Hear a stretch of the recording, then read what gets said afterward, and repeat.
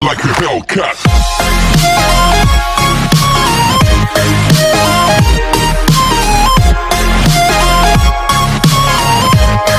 Hello everyone, welcome my channel physics का अड्डा।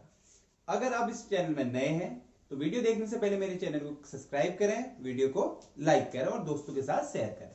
तो चलिए आज मैं बात करने वाला हूं अपने एक नए टॉपिक की, और वो जो नया टॉपिक है वो क्या है, वो आइकेन जो सीरीज है उसका दूसरा टॉपिक है। तो आज हम बात किसके बारे में करेंगे, हम बात करेंगे magnetic effect of electric current. This is the second topic of the new series that is Aiken, and this is a very important topic for your board exam. ठीक है, तो सबसे first of all let's discuss what is magnetic effect of electric current. Magnetic effect of electric current means whenever a current is flowing through any wire or conductor, जब भी कोई current किसी wire या किसी कंडक्टर में flow हो रही है, ठीक है, उस करंट की वजह से क्या होगा, वो क्या करेगा, अपने चारों तरफ एक मैग्नेटिक फील्ड को जनरेट करेगी। तो आप ये भी कह सकते हैं कि वो करंट कैरिंग वायर क्या कर रही है, या करंट कैरिंग कंडक्टर क्या कर रहा है, वो एक मैग्नेट की तरह काम कर रहा है।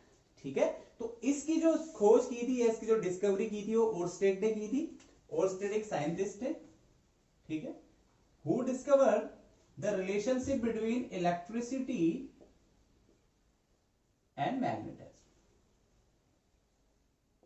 Okay, who discovered a relationship between electricity and magnetism. तो according to Oersted what he has done, उन्होंने क्या किया है, करंट कैरिंग वायर ली, ठीक है, अगर इसमें एक आई करंट फ्लो हो रहा है तो उन्होंने क्या किया कि उन्होंने करंट कैरिंग वायर के जस्ट क्लोज एक क्या रख दिया, सपोज एक मैग्नेटिक कंपास रख दिया। ठीक है, क्या रख दिया, एक मैग्नेटिक कंपास।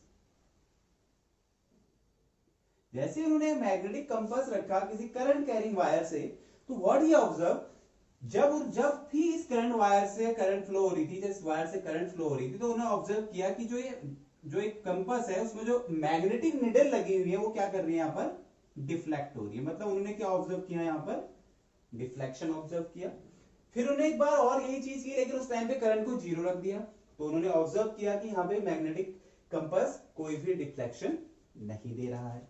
अच्छा, फिर व्हाट ही हैव डन, उन्होंने एक और चीज की, उन्होंने क्या किया, फिर दूसरे बार उन्होंने क्या कर दी, करंट की डायरेक्शन क्या कर दी, रिवर्स्ड। एंड उस टाइम पे उन्होंने देखा कि जो मैग्नेटिक कंपास था वो अपोजिट डायरेक्शन में क्या देने लगा है, deflection.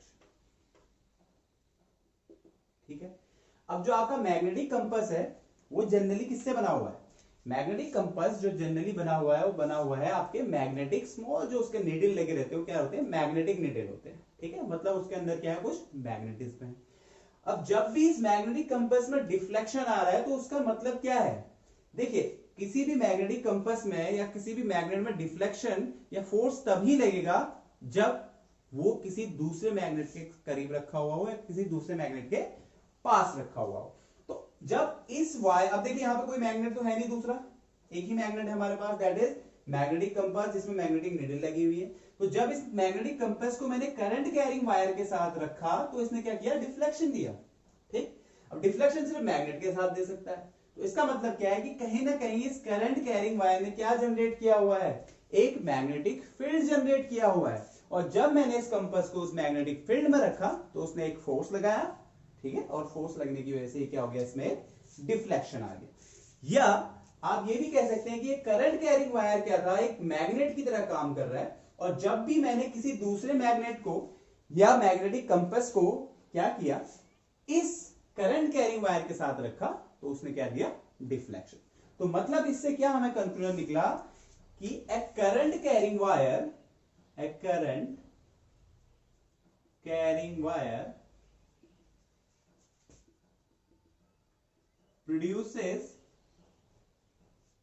produces magnetic field, or means a current carrying wire produces magnetic field, or what I can write it, a current carrying wire behave as a magnet. Okay, and this relation is discovered by Oersted law. अब कितना strength क्या होगी, magnetic field intensity क्या होगी, तो उसके लिए हमें क्या दिया, एक लॉ दिया गया, वो किसने दिया, बायो सेवर्ट ने लॉ दिया। ठीक है, अब मैग्नेटिज्म में बायो सेवर्ट का लॉ उतना ही इंपॉर्टेंट है जितना हम इलेक्ट्रोस्टैटिक्स में किसका पढ़ते हैं, कूलम्ब्स लॉ का। जो इंपॉर्टेंस कूलम्ब्स लॉ की है आपके इलेक्ट्रोस्टैटिक्स में, तो वही इंपॉर्टेंस किसकी है, बायो सेवर्ट लॉ का, किसमें, मैग्नेटिज्म में। ठीक है, तो let's discuss about bio Savart law. So let's discuss about what is bio Savart law. तो बायो सेवर्ट लॉ जनरली क्या होता है, हम किसी करंट कैरिंग वायर के लिए कितना मैग्नेटिक फील्ड उसकी वजह से होगा, उसकी मैग्नेटिक फील्ड इंटेंसिटी को हम इससे क्या कर सकते हैं, निकाल सकते हैं। मैग्नेटिक फील्ड बोलूं या मैग्नेटिक फील्ड इंटेंसिटी बोलूं या मैग्नेटिक फील्ड स्ट्रेंथ बोलूं, ये सभी चीजें क्या है, सेम है। ठीक है, और इसका जो सिंबल होता है जनरली बी होता है, और मैग्नेटिक फील्ड में डायरेक्शन होती है तो हम इसको वेक्टर फॉर्म में लिखते हैं, बोलते हैं वेक्टर क्वांटिटी। ठीक है, तो चलिए मैं कोई से एक करंट कैरिंग वायर ले लेता हूं। ये मेरा एक करंट कैरिंग वायर है। ठीक है, इसमें क्या हो रही है, आई अमाउंट ऑफ करंट क्या हो रही है, फ्लो हो रही है।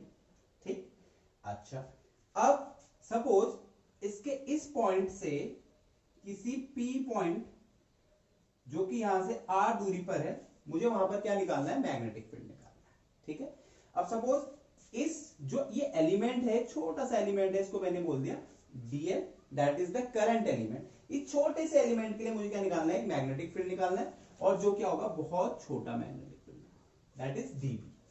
ठीक, अब आप ये मानिए कि जो यहाँ पे जनरली डीएल है, इसको हम बोलते हैं current element, and it is showing us the direction of current. जो डीएल है एक्चुअल में वो क्या करेगा, ये डीएल जो है करंट की ही डायरेक्शन को क्या करता है, शो करता है। तो जो डीएल एलिमेंट है वो इस आर के साथ कितना एंगल बना रहा है, थीटा एंगल बना रहा है। ठीक है, एक बार आप डायग्राम को देख लीजिए, एक करंट कैरिंग वायर है, इसका हमने एक छोटा सा एलिमेंट लिया है डीएल, उस डीएल की वजह से जो छोटा सा आपका मैग्नेटिक फील्ड होने वाला है वो क्या है, आपका डीबी है। ठीक है, अभी हम सिर्फ मैग्नीट्यूड की बात कर रहे हैं, डायरेक्शन की बात नहीं कर रहे हैं। तो इस डीएल एलिमेंट की वजह से जो छोटा सा मैग्नेटिक फील्ड होने वाला है वो क्या है, डीबी है। और ये जो डीएल है जनरली एक एलिमेंट है, ये वेक्टर क्वांटिटी हम इसको बोलते हैं, क्योंकि जो डीएल है वो किसकी डायरेक्शन को शो करता है, हमेशा करंट की डायरेक्शन को शो करता है। तो जो करंट, जो मैग्नेटिक फील्ड होगा because of this small current element DL, वो क्या होगा और वो किस किस चीज पे डिपेंड होगा, वही हमें किसने बताया, बायो सेवर्ट लॉ। तो according to the Biot Savart law, the magnitude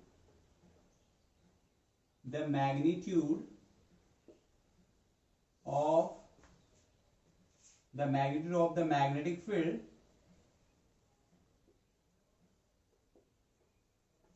of DL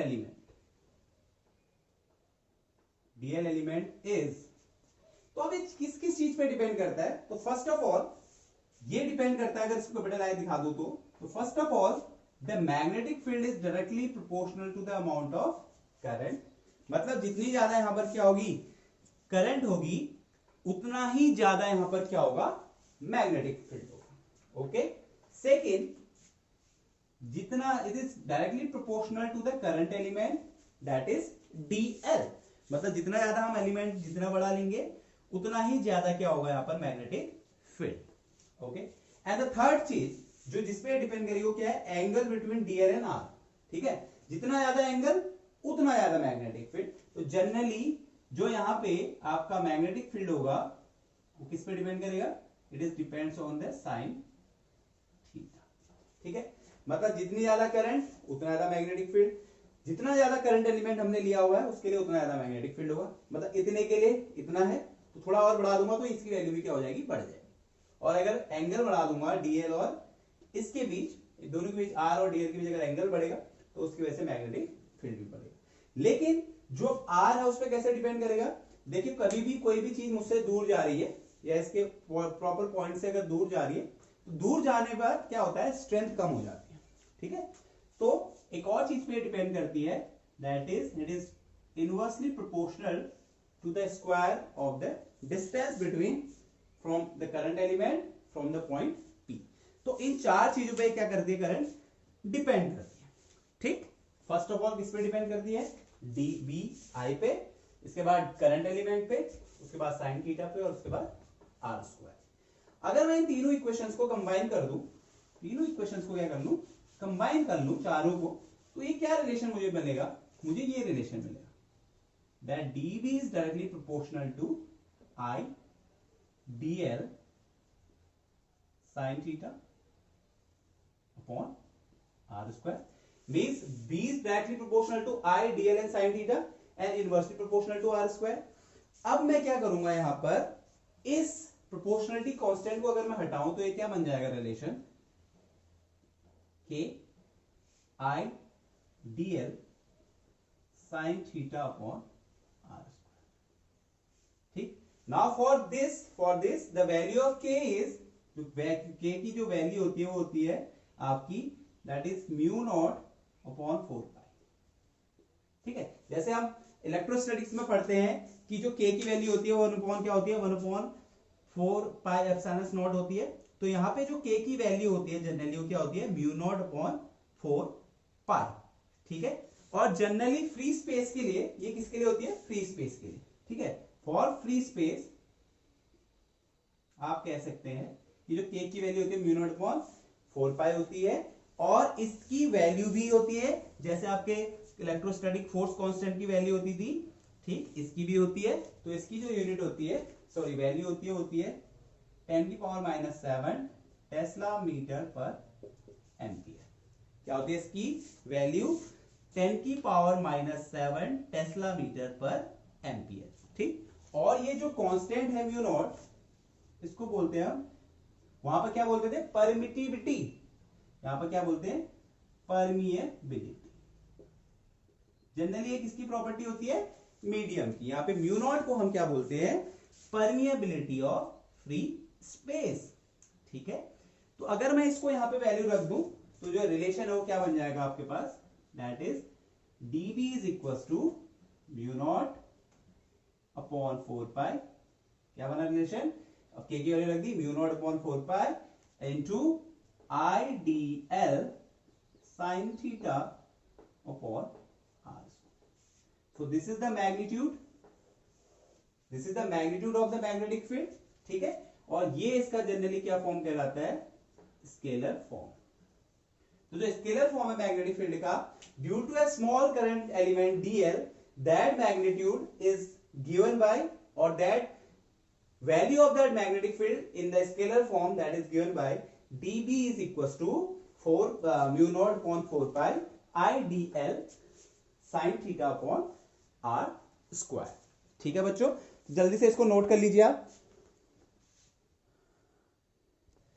तो वो तो हमने बात की स्केलर फॉर्म की, अब थोड़ा वेक्टर फॉर्म की बात कर रहे हैं हम. तो जनरली स्केलर फॉर्म में क्या था, dV is equal to mu not upon 4 pi I dl sin theta upon r square.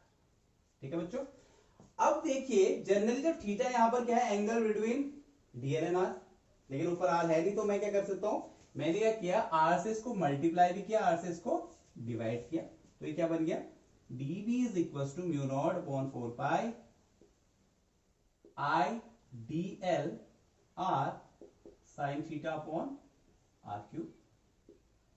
अब since we know that theta is the angle between dl and r, तो ये जो आपका शो कर रहा है जनरली क्या शो कर रहा है, वेक्टर प्रोडक्ट. ये क्या शो कर रहा है बच्चों, वेक्टर प्रोडक्ट. और वेक्टर प्रोडक्ट को हमेशा लिखते हैं हम a क्रॉस d के फॉर्म में.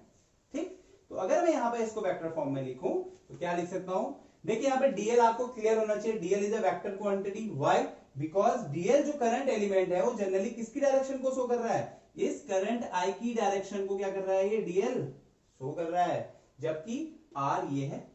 ठीक है, पोजीशन वेक्टर कहना, तो r ये है. तो जो थीटा एंगल है वो किसके बीच बन रहा है, dl और r के बीच. अब r था नहीं तो मैंने मल्टीप्लाई किया तो r क्यूब बन गया. लेकिन यहां पे क्या बन गया, dl r sin theta. Theta is the angle between dl and r, तो ये किसका क्रॉस प्रोडक्ट होगा, dl और r का, क्योंकि इसके साथ क्या आ रहा है, sin theta.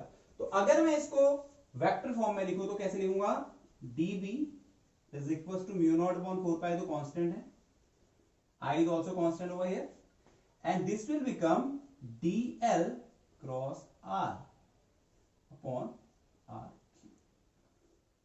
So this is the vector form. This is the vector form of Biot-Savart law. देखो इसमें मैंने यहाँ पे बायोट लिखा है. बायोट यहाँ पे जो T होता है बच्चों क्या होता है, साइलेंट होता है. तो इसलिए हम इसको क्या पढ़ते हैं, बायो सेवर्ट लॉ पढ़ते हैं। तो अगर बात करूं बायो सेवर्ट लॉ के स्केलर फॉर्म की, तो स्केलर फॉर्म ये है, dB is equals to mu naught 4 pi ideal sin theta upon r square. This is the scalar form. If I talk about the vector form of Biot-Savart law, and that vector form is dB is equals to mu naught upon 4 pi I dl cross r upon r cube. So this is the vector form of Biot-Savart law. बच्चों जल्दी से इसको भी आप note करेंगे, जल्दी से, बिल्कुल फटाफट। जब भी आपको ये बताया जाता है तो आप जल्दी से इसको साथ साथ नोट भी करिए और समझिए भी, ठीक है। नाउ वेक्टर फॉर्म तो मैंने बात की, ये वेक्टर फॉर्म है। वेक्टर फॉर्म हमें पता है कि vector form means when any object has any physical quantity have magnitude as well as direction, तो that is known as vector quantity. तो मैग्नीट्यूड की बात कर ली हमने, चलो डायरेक्शन की बात करें। तो कैसे हम इसकी करंट कैरिंग वायर या किसी भी करंट, अगर किसी भी स्ट्रेट करंट कैरिंग वायर में अगर करंट फ्लो हो रहा है तो उसकी जो डायरेक्शन है हम कैसे निकालेंगे मैग्नेटिक फील्ड की। तो जनरली जो एक करंट कैरिंग वायर है, सपोज ये करंट कैरिंग वायर है, आई करंट इसने कैरी किया हुआ है, तो जनरली जो इसका मैग्नेटिक फील्ड होता है क्या होता है, इसके चारों तरफ होता है, ठीक है, कंसेंट्रिक सर्किल के फॉर्म में होता है इसके चारों तरफ। अब बात करूं इसकी डायरेक्शन की, तो इसकी डायरेक्शन को निकालने के लिए हम यूज करते हैं राइट हैंड थंब रूल। क्या यूज करते हैं बच्चों, to find out the direction of the current carrying wire we will use right hand thumb rule, ठीक है, राइट हैंड थंब रूल, क्योंकि इसमें राइट हैंड का भी यूज होने वाला है और राइट हैंड के थंब का यूज भी होने वाला है। तो क्या है यहाँ की राइट हैंड थंब रूल, देखिए ये कोई करंट कैरिंग वायर है, अगर मैं इस करंट कैरिंग वायर को अपने हाथ में यूं ग्रिप कर लूं, ऐसे पकड़ लूं, ठीक है, और इस थंब को क्या कर लूं, एक्सटेंड कर लूं, ऐसे खड़ा कर दिया, ये है, ऐसे पकड़ा और थंब को क्या कर दिया, एक्सटेंड कर दिया।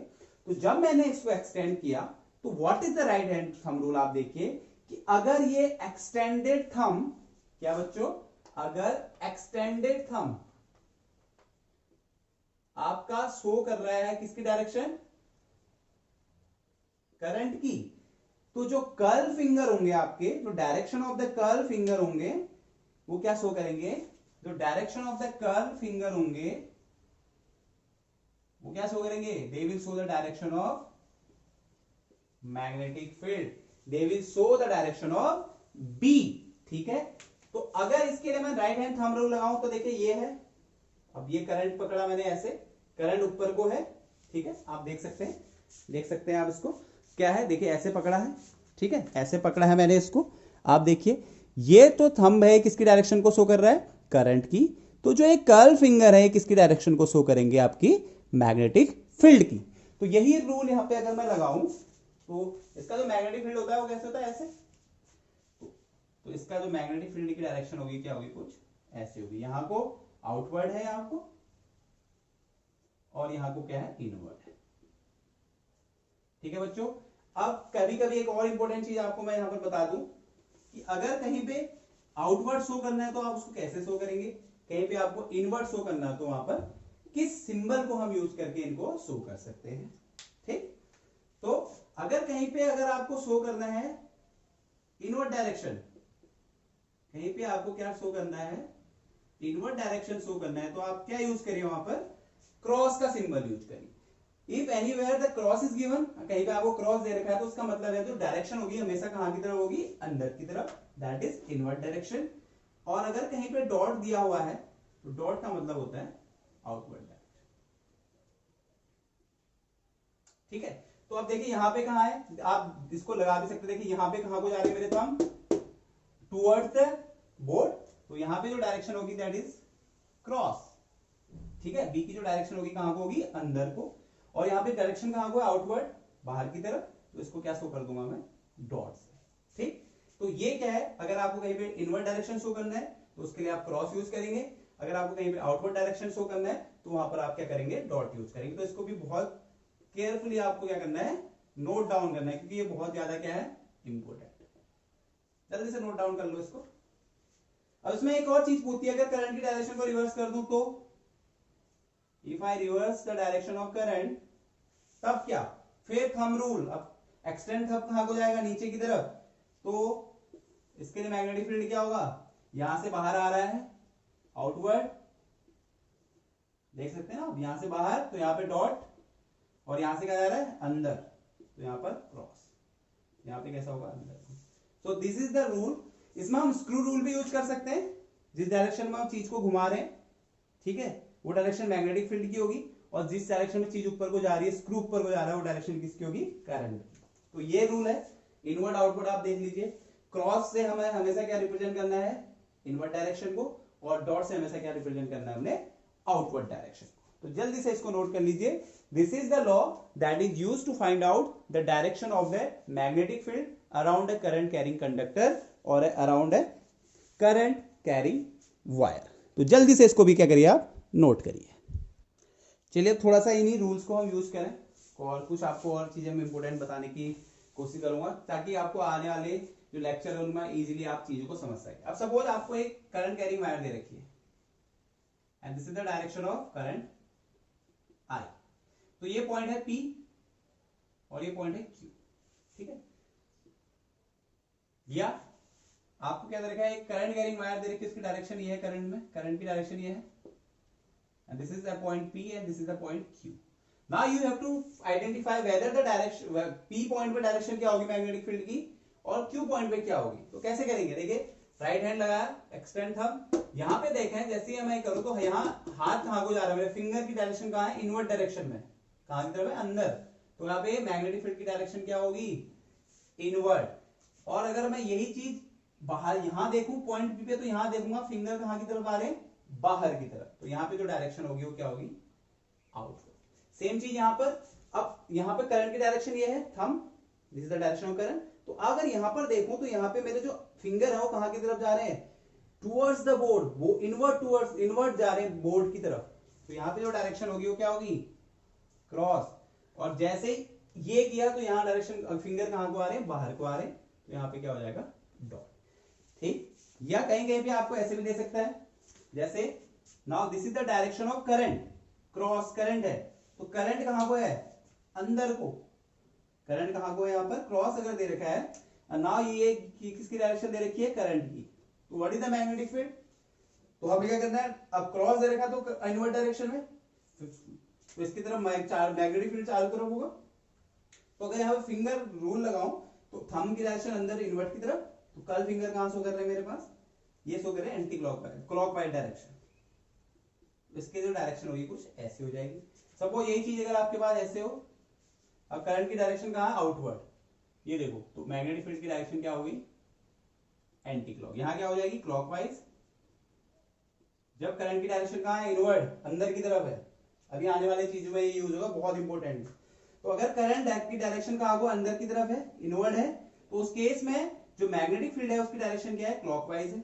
अगर करंट की डायरेक्शन आउटवर्ड डायरेक्शन में, तो उस केस में जो मैग्नेटिक फील्ड है उसकी डायरेक्शन क्या होने वाली है बच्चों, एंटी क्लॉकवाइज, ठीक है। तो ये रूल बहुत ज्यादा इंपॉर्टेंट है, आगे जब हम सोलेनॉइड वगैरह पढ़ेंगे तो वहां पर ये जरूर यूज होने वाले हैं। तो जल्दी से इनको भी आप क्या कर लीजिए, नोट कर लीजिए।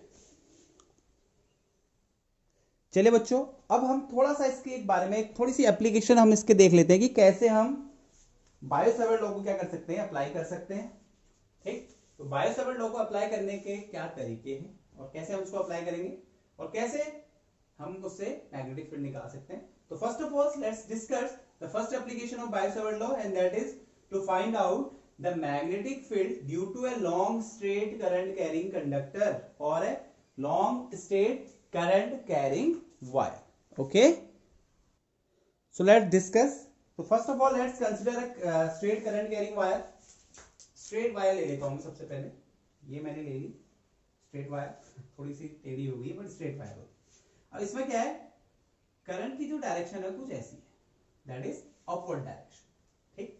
अब मैंने क्या किया, यहां से एक a डिस्टेंस पे कोई पॉइंट ले लिया P, कौन सी डिस्टेंस, a डिस्टेंस से कोई पॉइंट ले लिया A, तो उस पॉइंट P पे मुझे क्या निकालना है, मैग्नेटिक फील्ड निकालना है, ठीक। तो सपोज इस एंड से इस पॉइंट P के साथ जो एंगल बन रहा है सपोज है दैट इज φ1, ठीक। और इस एंड से जो इसके साथ एंगल बन रहा है दिस इज फाई 2, इसको मैंने बोल दिया फाई 1 एंगल बोल रहा है और इसको मैंने बोल दिया फाई 2। अब यहां से सपोज एक लेंथ एल ले ली मैंने, इस इंफिनिटी से एक लेंथ एल ले ली है और इस लेंथ पे एक छोटा सा एलिमेंट मान लिया यहां पर इस एल लेंथ का, that is current element DL. अब उस डीएल एलिमेंट से जो पी पॉइंट है वो सपोज कितनी दूरी पर है, आर दूरी पर है, ठीक है। ये डीएल है, इस छोटे से पॉइंट के लिए मैंने क्या निकालना है, मैग्नेटिक फील्ड निकालने की कोशिश कर रहा हूं। This is the DL, this is the direction of DL, ठीक। तो जो अब ये पूरा एंगल है, ये जो पहले इनिशियली बन रहा था वो फाई 1 था, तो ये जो डीएल है पी के साथ जो पॉइंट बना रहा है, तो जो ये एंगल होगा ये बच्चों क्या होगा, ये फाई होगा, ठीक है। और जनरली ये एंगल कितना होता है यहाँ पर, थीटा होता है। This is the angle theta, this is the angle phi. Phi कौन सा है बच्चों, ये वाला, ठीक है, ये वाला जो कौन बना रहा है, करंट एलिमेंट बना रहा है। पी और इस स्ट्रेट लाइन के साथ जो एंगल है फाई है, ये जो एंगल बना रहा है फाई 2 है, और ये सबसे नीचे वाला जो एंगल बना रहा है वो क्या है, फाई 1। तो जरा डायग्राम को आप गौर से समझिए, ठीक है।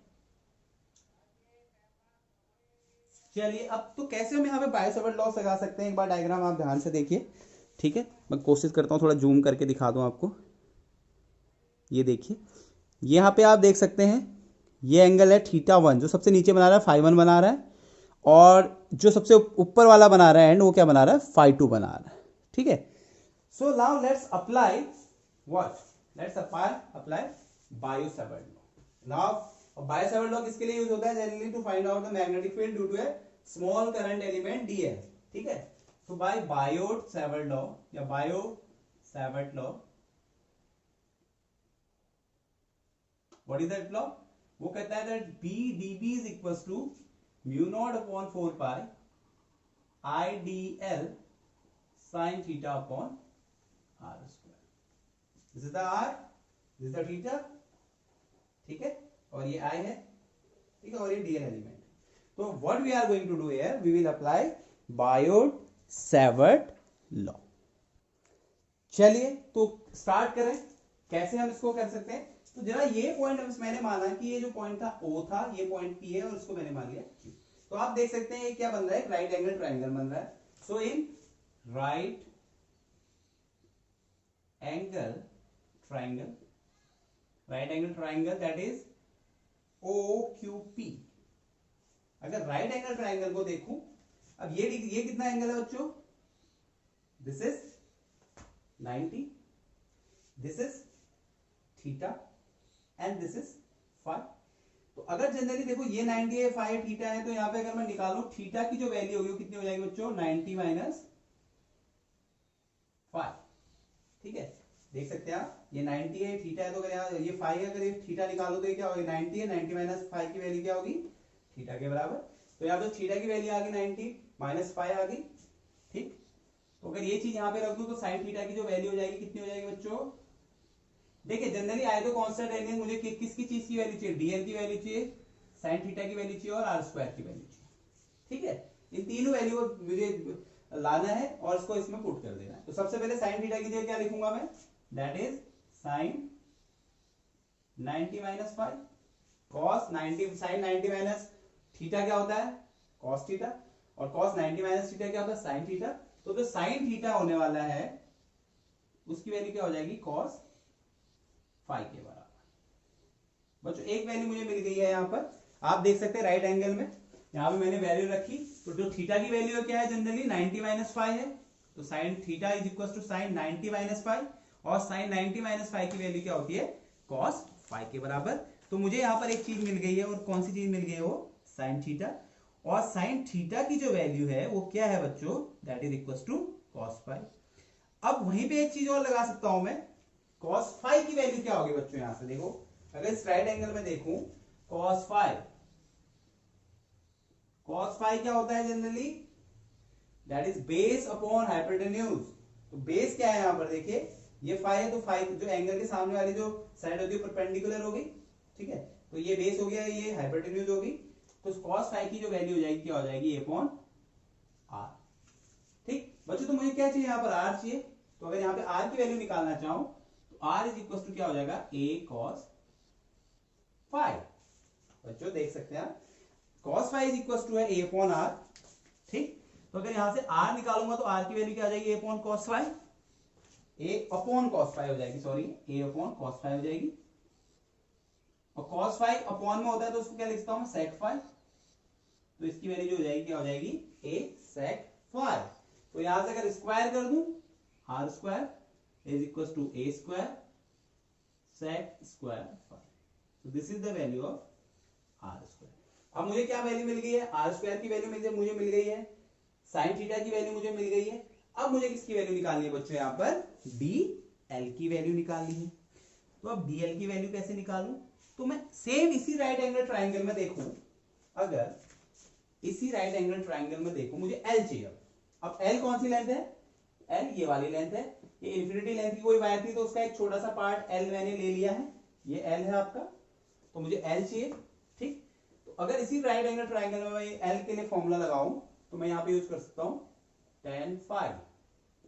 अब tan फाइव का फॉर्मूला क्या होता है बच्चों, क्या होता है tan फाइव, यहां पे tan फाइव की जो वैल्यू होगी वो क्या होगी, that is L upon A, perpendicular upon base.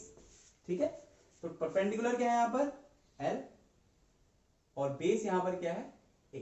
तो अगर यहां जनरली लू मैं, एल की वैल्यू क्या हो जाएगी यहां पर ए tan फाइव। बट मुझे किसकी वैल्यू चाहिए, डीएल की वैल्यू चाहिए।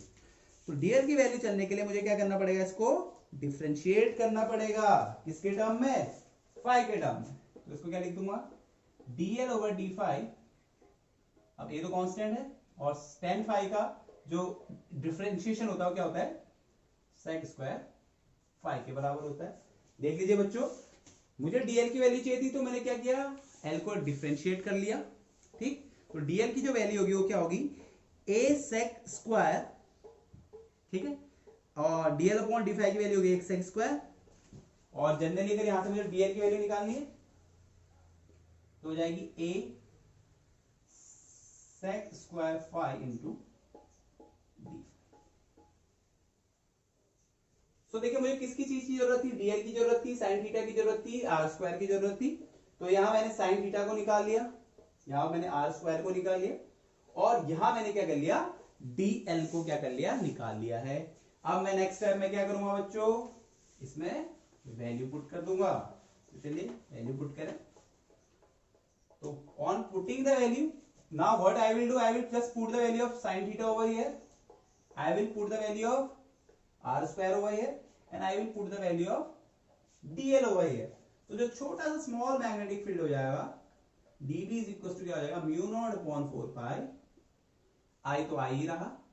ठीक है, dl की जगह क्या लिख सकता हूं मैं, a sec square five into d five, a sec square five into d five, और साइन थीटा की जगह क्या लिख सकता हूं, cos फाइव लिख सकता हूं।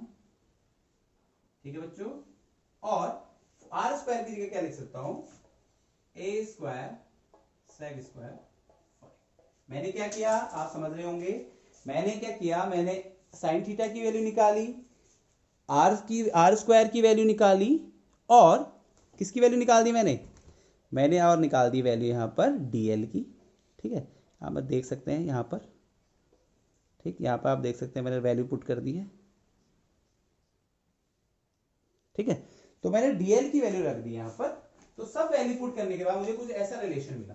अब देखिए यहाँ पर सेक स्क्वायर है, नीचे भी सेक स्क्वायर है, तो कैंसिल हो गए, एक यहां भी था एक यहां भी था, ये भी कैंसिल हो गया। तो जो जनरली मुझे डीबी मिला है, the magnetic field due to the small current element dl, ये किसकी वजह से है बच्चों, डीएल की वजह से। ठीक है, तो कितना हो जाएगा, म्यू नॉट अपॉन 4 पाई। अब ए बच गया है तो ए लिख देता हूं, mu naught upon 4 pi A I cos five D. ये मुझे किसकी वैल्यू मिल गई बच्चों, स्मॉल एलिमेंट करंट एलिमेंट की वजह से जो मैग्नेटिक फील्ड था, that is equals to dB is equals to mu not upon 4 pi a cos five into d five. अब बच्चों देखो मुझे क्या करना है, यहां पर क्या करना है मुझे अब टोटल मैग्नेटिक फील्ड निकालना है। टोटल मैग्नेटिक फील्ड निकालने के लिए जनरली हम क्या करते हैं बच्चों, जनरली हम यूज करते हैं आपका क्या, हम यूज करते हैं टोटल मैग्नेटिक फील्ड निकालने के लिए, हम इंटीग्रेट करते हैं। ठीक है, तो चलिए इसको इंटीग्रेशन करें और देखें कि क्या होता है। अब इंटीग्रेशन कैसे हम इसको करेंगे वो समझना है आपने। जैसे कि मैंने अभी डायग्राम में बताया आपको, ठीक है, हमने दो एंगल लिए हुए हैं वहां पे, एक φ1 और एक φ2। ठीक है, तो डायरेक्शन कुछ ऐसा बन रहा था, this is φ1 and this is φ2। यहां पे देखें तो ये रिवर्स डायरेक्शन में है, ये इस डायरेक्शन में, तो दोनों एक दूसरे के अपोजिट डायरेक्शन में है। So the total magnetic field अगर मैं यहां पर निकालूं of the straight current wire, तो आप देख सकते हैं φ1 और φ2 दोनों रिवर्स डायरेक्शन में है, तो इसमें से मुझे एक को पॉजिटिव लेना पड़ेगा, एक को नेगेटिव लेना पड़ेगा। ठीक है, तो मैं क्या करता हूं, φ2 को पॉजिटिव ले रहा हूं और φ1 को नेगेटिव ले रहा हूं। तो magnetic field, so the total magnetic field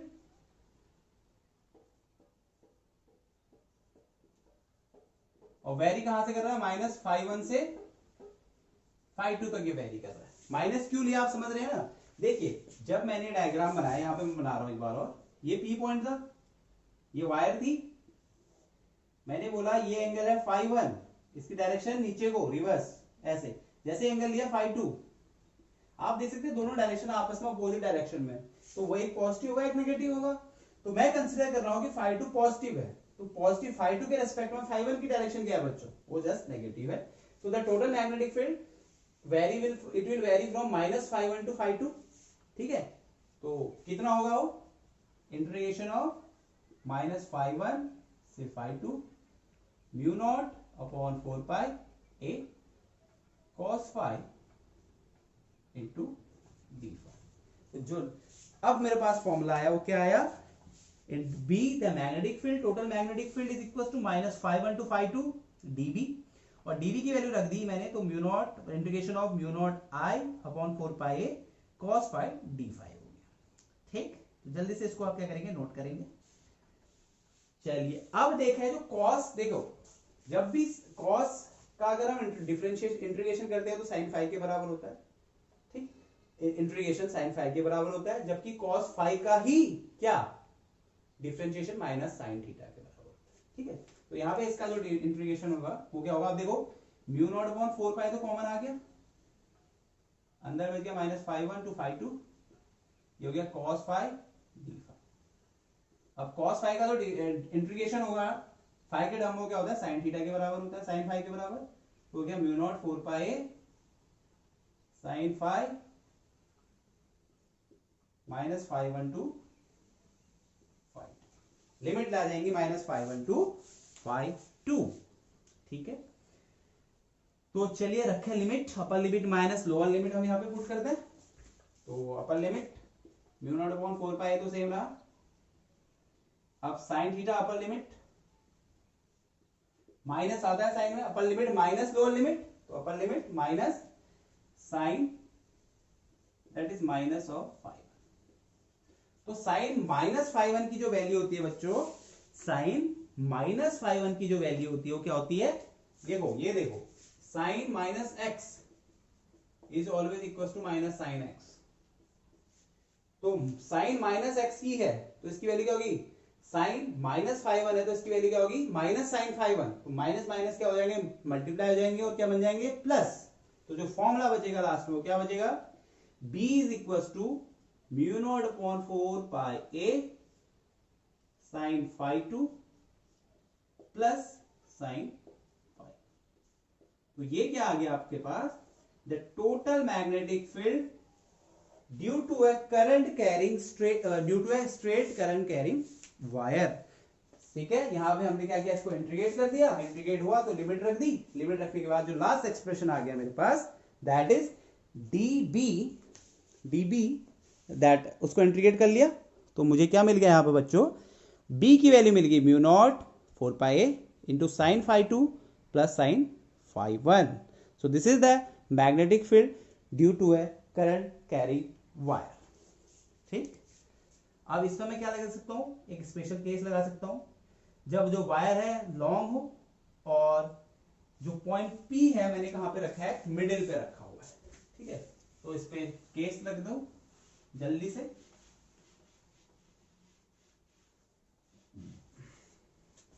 when point case when point P at middle, यहाँ पे P पॉइंट जो है कहां पर है, जस्ट इसके मिडिल पे है इस करंट कैरिंग वायर के, उस केस में क्या हो जाएगा बच्चों, जो φ1 है और जो φ2 है दोनों लगभग कितने बराबर हो जाएंगे, 90 डिग्री के बराबर हो जाएंगे। ठीक है, तो फॉर्मूला क्या बन जाएगा, B is equal to mu not upon 4 pi a sin 90 plus sin 90 and that is equals to mu naught 4 pi a, ये क्या होगा, sin 90 की वैल्यू 1 प्लस 1, sin 91 प्लस 1, तो ये क्या हो जाएगा 2 हो जाएगा, 2 से 4 कैंसिल, तो the magnetic field will become B is equal to mu naught, और I भी था यहाँ पर बच्चों, I लिखना मैं भूल गया हूं, तो आप I को मिस नहीं करेंगे, यहाँ पे I भी था। ठीक है, हर जगह I आएगा, तो म्यू नॉट I, लास्ट में जो एक्सप्रेशन आ जाएगा वो क्या आ जाएगा, mu naught I upon 2 pi a। So this is the general formula of the magnetic field of a straight current carrying wire and that is equals to mu naught I upon 2 pi a। और जो यहाँ पे इसकी direction के लिए जो rule रहेगा वो क्या रहेगा, राइट हैंड थंब रूल रहेगा। ठीक है, तो यहाँ पे I लिख लेना आप, I थोड़ा मैंने नहीं लिखा है। ठीक है, अंडरस्टूड है, बट कि I तो कांस्टेंट है तो वहीं पे रहेगा, तो जो एक्सप्रेशन बच जाएगा वो क्या हो जाएगा मेरे पास, ये आ गया, that is B is equal to mu naught I upon 2 pi a। तो आई होप आपको वीडियो पसंद आई होगी, वीडियो पसंद आई, वीडियो देखें, इस चीज से सीखें, और वीडियो को लाइक कर दें, चैनल को सब्सक्राइब कर दें, और वीडियो को दोस्तों के साथ शेयर कर दें। Thank you.